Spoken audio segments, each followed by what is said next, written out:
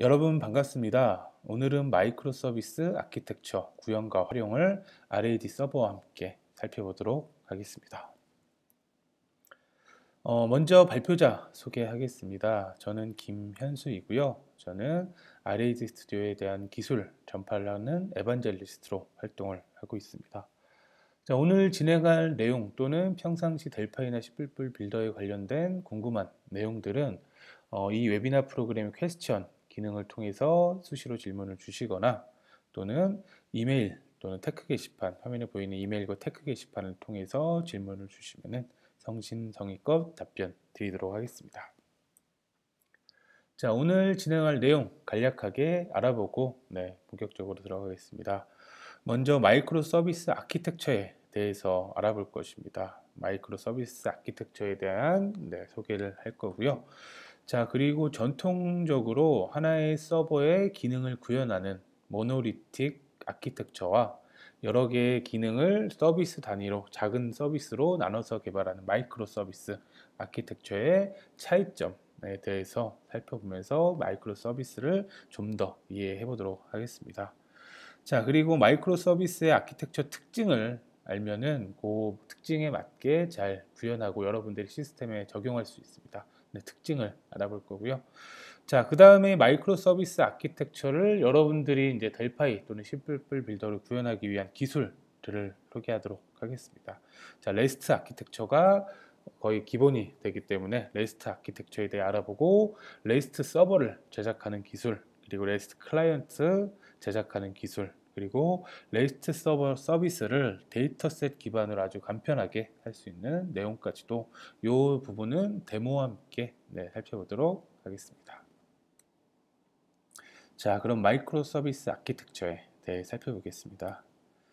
자, 마이크로 서비스라는 용어를 처음 선보인 마틴 파울러는 화면과 같은 설명을 했습니다. 간단하게 살펴보면 마이크로 서비스 아키텍처는 단일 응용 프로그램을 작은 서비스로 나눠서 조합해서 구축하는 방법이며, 자, 이런 각각의 개별적인 서비스는 자신의 프로세스로 실행이 되고, 그리고 HTTP 기반의 API 등으로 서로 이제 가벼운 연결 방식을 사용한다라고 마틴 파울러가 설명을 했습니다. 자, 조금 정리를 해보면 마이크로 서비스 아키텍처는 하나의 큰 어플리케이션을 여러 개의 작은 어플리케이션으로 쪼개서 변경과 조합이 가능하도록 만든 아키텍처고요.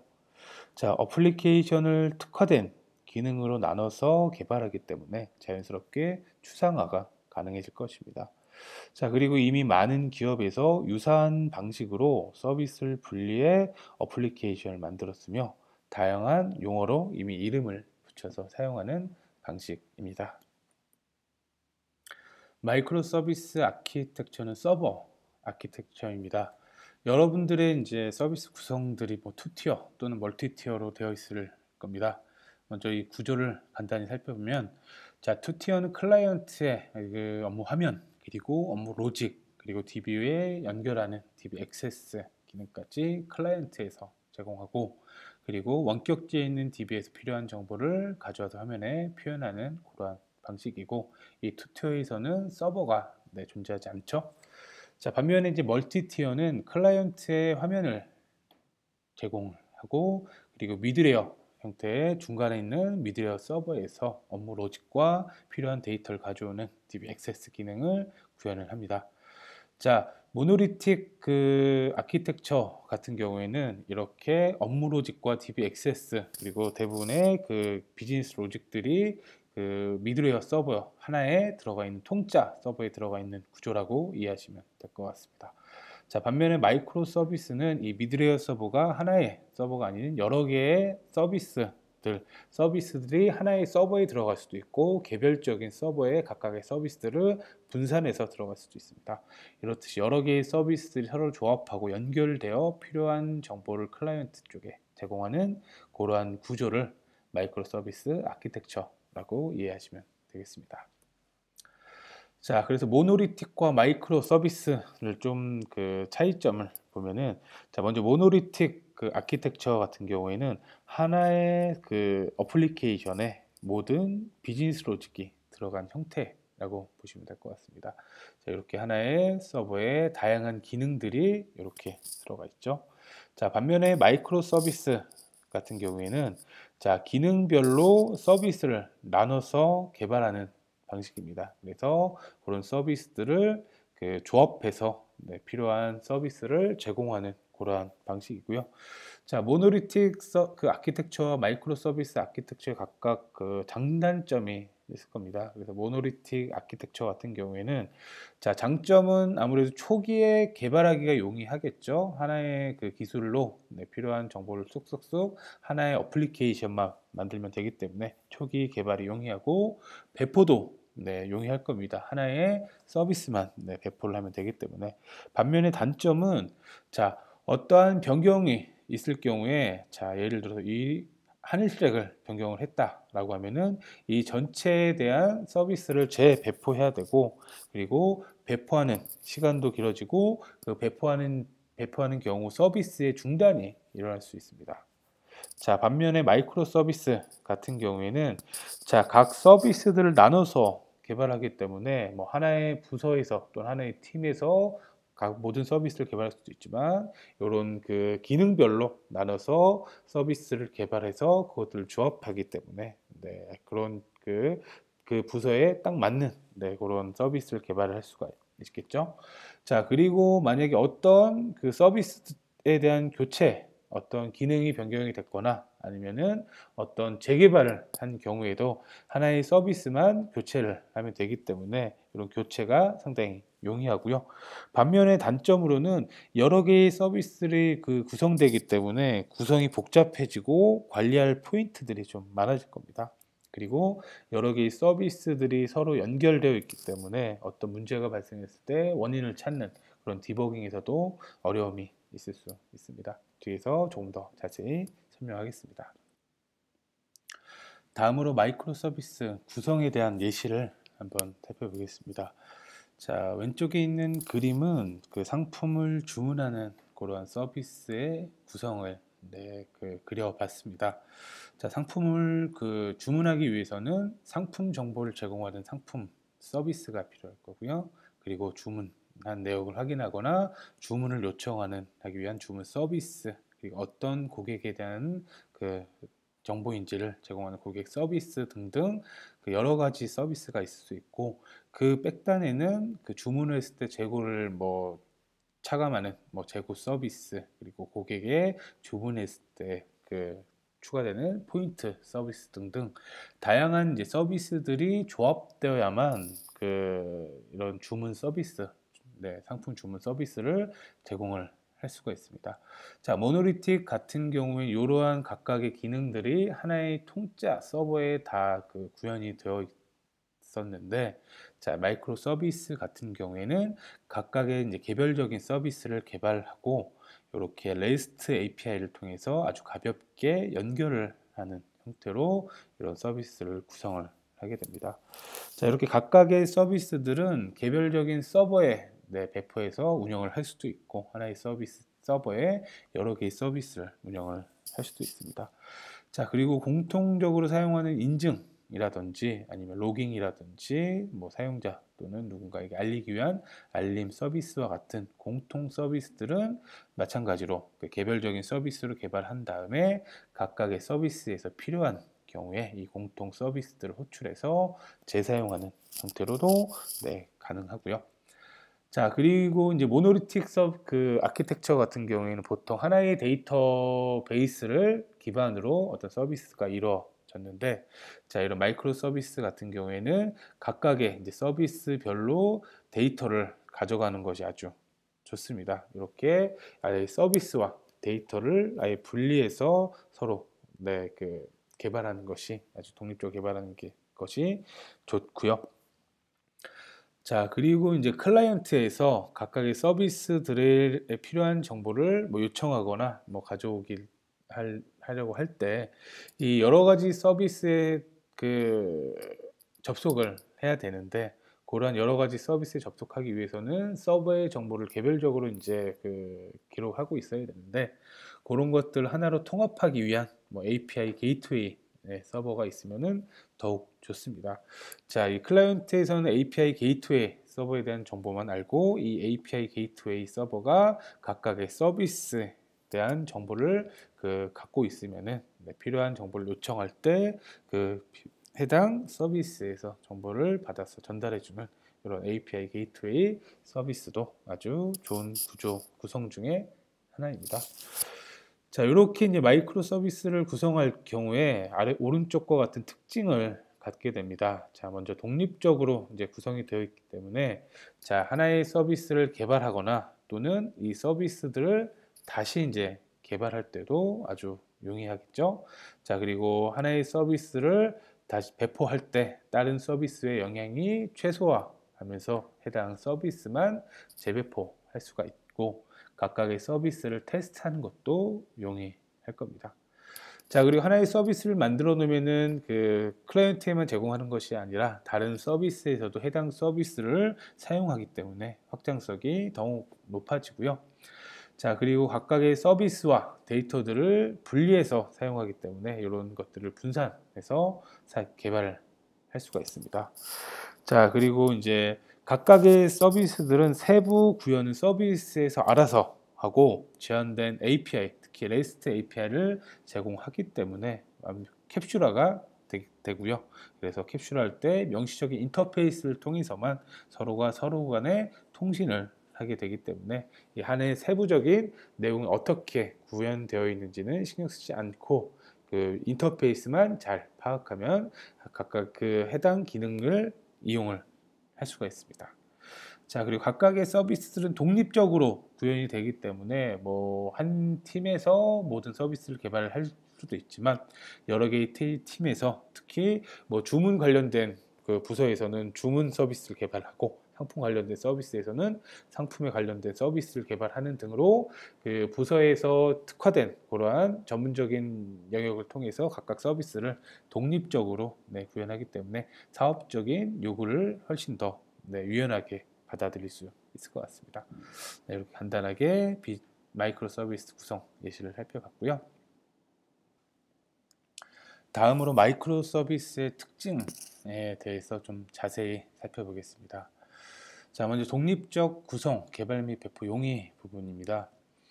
모노리틱 아키텍처 같은 경우에는 하나의 큰 어플리케이션으로 개발을 하기 때문에 이렇게 화면에 보이는 것 같이 각 기능들, 고객, 상품, 주문, 통계가 하나의 큰 어플리케이션 내에 구현되는 구조입니다. 자, 여기에서 상품 기능에 변경이 있다라고 가정을 해보겠습니다. 자, 상품 기능을 변경했을 경우에 이 전체적인 큰 어플리케이션이기 때문에 상품 기능을 수정한 이후에 전체적인 테스트를 먼저 진행을 해야 될 거고요. 그리고 배포할 때도 이 큰 어플리케이션을 통짜로 재배포해야 되기 때문에 배포 시간도 오래 걸릴 뿐 아니라 배포할 때 서비스 중단이 필요하겠죠. 자, 그리고 상품 쪽에 만약에 문제가 있다라고 하면은 전체적인 서비스에 영향이 있을 수 있습니다. 자, 그리고 개발하는 입장에서도 이 시스템들이 타이트하게 연결되어 있기 때문에 하나의 기능을 개발하기 위해서 전체적인 구조를 알아야만 개발하는 구조가 모노리틱 구조고, 그리고 배포가 잦으면 잦을수록 이 배포할 때 시간과 서비스 영향이 있을 것 같습니다. 자, 반면에 마이크로 서비스 같은 경우는 각 기능을 개별적인 서비스에 구현하는 구조입니다. 그래서 고객 서비스, 상품 서비스, 주문 서비스, 통계 서비스 이런 형태고요. 만약에 상품에 대한 기능이 변경이 필요하다 싶을 때는 상품 서비스에 있는 내용을 수정해서 개발해서 상품 서비스만 재배포하는 형태로 아주 심플하게 진행을 할 수가 있고요. 자, 만약에 상품에 대한 것들이 아예 새로운 기술로 재개발이 되어야 한다라고 했을 때도 마찬가지로 이 상품 서비스에 대해서만 새로운 기술로 재개발해서 배포하는 형태로 유연하게 가져갈 수 있는 구조입니다. 자, 그리고 확장성 부분에서도 이제 차이가 있습니다. 모노리틱 같은 경우에는 사용자 수가 많아지면 많아질수록 전체적인 큰 어플리케이션을 여러 벌 줌으로써 그 로드 밸런스를 통해서 각각의 그 큰 서비스들을 그 병렬로 둬야 되는 반면에, 자, 마이크로 서비스 같은 경우에는 자주 사용하는, 즉 많은 요청이 있는 서비스 쪽에 좀 집중적으로 그 서비스를 병렬로 두게 됨으로써, 자, 서버와 같은 인프라를 훨씬 더 아낄 수가 있겠죠. 자, 모노리틱 같은 경우에는 하나의 서버에 각각의 이제 서비스들이 돌아간다라고 가정했을 때, 예를 들어 마이크로 서비스 같은 경우에 하나의 서버에 여러 개의 이제 그 고객 상품 주문 통계, 그리고 또 다른 서버에 있다 상품 등과 같이 그 인프라를 아끼면서 이렇게 다양한 서비스들을 그 요청에 맞게 제공을 할 수가 있는 형태로, 이 독립적인 구성의 확장성 부분도 이 마이크로 서비스의 특징이 잘 살아납니다. 자, 그리고 마이크로 서비스의 또 다른 특징은 분산화입니다. 서비스와 데이터를 분산할 수가 있는데, 자, 전통적인 모노리틱 아키텍처 같은 경우 하나의 큰 서비스에서 하나의 싱글 데이터베이스를 통해서 그 상품, 뭐 주문, 뭐 등등과 같은 데이터베이스를 하나의 데이터베이스로 가져가는 반면, 자, 마이크로 서비스 같은 경우에는 개별적인 서비스에 데이터를 두는 것이 훨씬 유리합니다. 자, 그리고 만약에 주문할 때 상품에 대한 정보가 필요하다라고 하면은 상품 서비스에 상품에 대한 정보를 요청해서 상품에 대한 정보를 받아서 조합해 클라이언트에게 제공하는 등, 필요한 데이터는 서비스에게 요청해서 받은 정보를 재사용하는 형태로 구현하게 되면 훨씬 더 각각의 서비스들을 독립적으로 구성을 할 수 있는 그러한 장점들이 있습니다. 자, 물론 하나의 DB로도 여러 개의 서비스를 가져갈 수도 있겠죠. 이런 것들은 여러분들의 시스템 구성할 때 어떤 특징을 가져갈지에 따라서 이렇게 그 전체적인 DB를 가져갈지 아니면 서비스별로 그 개별적인 데이터베이스를 가져갈지를 선택하실 수 있겠습니다. 자, 다음으로는 캡슐화입니다. 자, 마이크로 서비스는 개별적인 서비스를 구현하고 서비스 간에 필요한 정보를 그 제한적인 API를 통해서 그 정보를 가져가고 다시 뭐 갱신하는 등의 구조를 가져갑니다. 자, 그렇기 때문에 서비스의 세부 구현은 각 서비스에 포함되어 있겠죠. 그리고 각 서비스는 제한된 인터페이스를 제공하기 때문에 경계를 확실하게 나눌 수가 있습니다. 고객 서비스와 상품 서비스의 경계를 확실히 나눠서 개발하고 구현하고 서비스를 할 수가 있습니다. 그 두 가지 서비스를 조합할 경우에는 그 제한된 인터페이스를 통해서만 그 서비스를 이용할 수 있기 때문에, 서비스의 확실한 API만 정의되어 있다고 하면은 그 API만 숙지함으로써 그 해당 데이터들을 확실하게 그 이용할 수 있는 간편함을 가져갈 수 있겠습니다. 자, 그리고 이제 그 서비스의 내부적인 구현이나 기술이 변경이 필요해서 내부 구현을 변경하거나 아예 완전히 교체를 할 경우에도 기존에 정의되어 있는 인터페이스를 유지하면서 내부의 구현을 변경하거나 교체함으로써 서비스에 큰 영향을 주지 않고도 이런 서비스를 교체하는 등의 그 구성도 가능할 것 같습니다. 이런 것들이 대부분 서비스가 캡슐화 되어 있기 때문에 가능할 것입니다. 자, 다음엔 분권화 특징입니다. 자, 각 서비스는 각 부서, 조직 등의 독립적으로 개발 또는 구현을 할 수가 있겠죠. 네, 그렇기 때문에 자, 각 그 조직과 부서에서 그 부서의 그 특성 있는 부서의 전문가들이 활용돼서 서비스를 구현하기 때문에 훨씬 더 비즈니스에 적합한 기능을 구현을 할 수가 있을 겁니다. 이런 것들은 독립적으로 개발하기 때문에 가능할 거고요. 자, 그리고 그 기술도 마찬가지입니다. 어떤 부서에서는 델파이가 그 주요 기술이고 어떤 부서에서는 뭐 노드.js가 그 주요 기술이라고 하면은 각각의 API를 정의를 하고 그 API에 맞춰서 델파이로 개발을 해도 되고 노드.js로 개발을 해도 각각의 서비스를 운영하는 데는 전혀 문제가 없겠죠. 그렇기 때문에 각 부서, 조직 등에서 독립적으로 구현할 수 있기 때문에 각각 서비스를 분권화할 수가 있습니다.